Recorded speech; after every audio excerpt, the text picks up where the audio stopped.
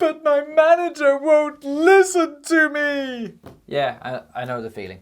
Right, let's assume you have a non-health and safety professional manager. You're like an operations manager, operations director, general manager, someone whose job is not just health and safety. Well, how do you get them to listen to you? Well, let me give you some advice from my 20+ year career in health and safety. Building a relationship with our managers is probably the most important thing that we need to do as health and safety professionals, or even any professional in any organization. If we don't build a relationship with our managers, then they don't listen to us. And if they don't listen to us, they don't act when we need them to act. They won't make decisions to support our initiatives. They won't implement any of the changes that we need, changes which you're trying to get through to drive the organization forward and make things better. See, a change-resistant or stubborn manager can just make life absolute hell. I recently met a delegate on an IOSH managing safety course, and she said, I've got no problem managing my team, but my manager is a piece of shit. She really struggled to manage her manager. She couldn't influence them. She couldn't get the support. He wouldn't listen to her. The rebels' hidden fort.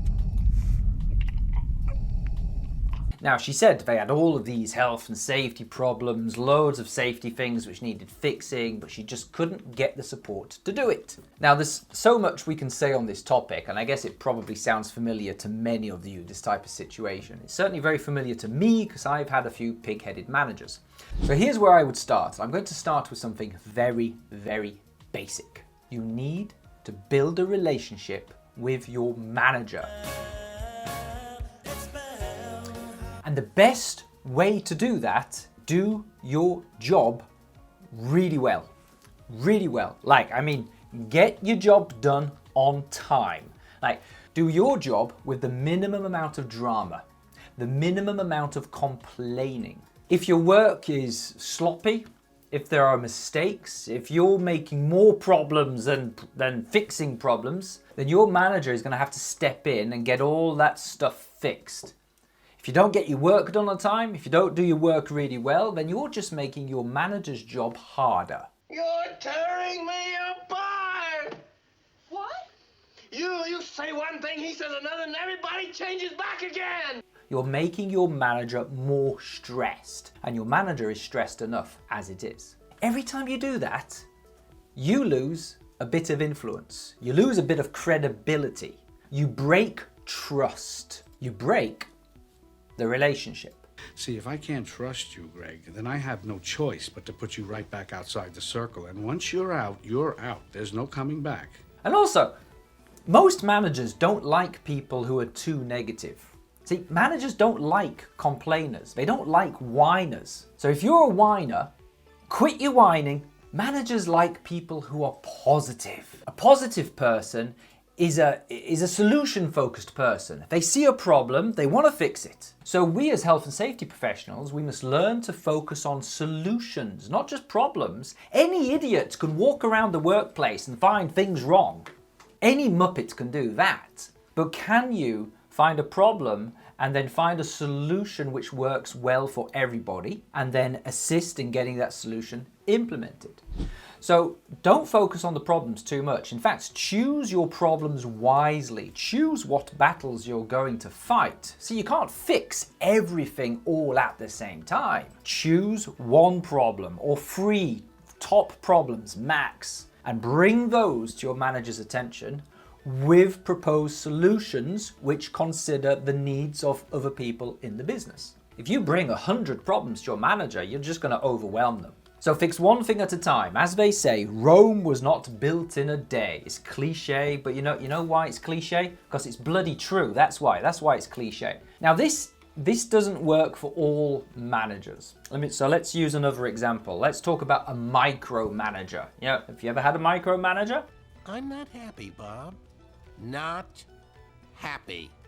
Micromanagers like to be kept in the loop. They like to be kept up to date. They want to know every little thing about what you're doing and what's going on. And they want you to check in with them before you make a decision. So you've got to like ask them and speak to them before you make decisions. Now all of this is an absolute pain in the backside. But if that's how they want you to act, then that's what you need to do to build a relationship with them. So building a relationship is not always just doing your job really well. You might be doing your job really well and they might still hate you. You are done. Fired. Because you're not doing it the way they want you to doing it. So here's another tip for you. Do your job according to your manager's expectations. Figure out how your manager wants you to work and then work as best as you can to meet those expectations. And now, how long do you have to put up with this? Well, long enough.